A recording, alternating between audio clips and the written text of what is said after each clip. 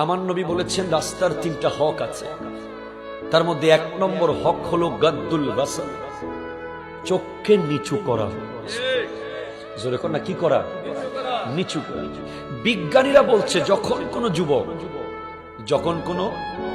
যুবক চোখ দিয়ে কোনো বেগানা নারীর দিকে দেখে, আমি যে বই থেকে বলছি এটা হচ্ছে সুন্নাতে মুস্তাফা এন্ড জাদিদ সায়েন্স, এই বইয়ের লেখক তারেক মাহমুদ চুইগাত। এই বইটার মূল কপি আমি এনেছি ভারতের দিল্লি থেকে।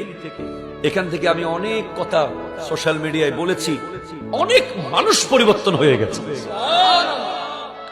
বিজ্ঞানীরা বলছে, ডাক্তার নিকলসন ডিউস, ওনার নাম ডাক্তার নিকলসন ডিউস, ওনার অভিজ্ঞতা দিয়ে বলছে যে চোখ যখন কোনো বেগানার দিকে তাকায়, আপনি বলতেই পারেন যে চোখে দেখলে কি আর হবে, আমি তো টাচ তো করি নাই, তার পাশে গিয়ে তো বসি নাই, তার গালে তো গা লাগাই নাই, চোখেই শুধু দেখেছি।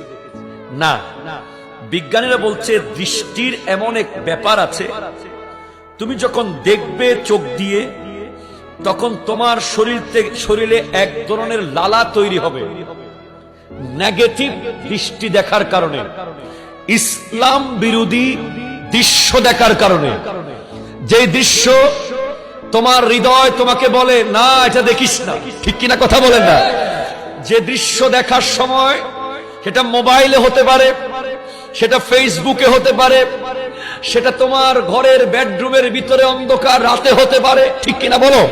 সেটা কোনো পার্কে হতে পারে, সেটা কোনো রেস্টুরেন্টে হতে পারে, সেটা কোনো স্কুল আর কলেজে হতে পারে।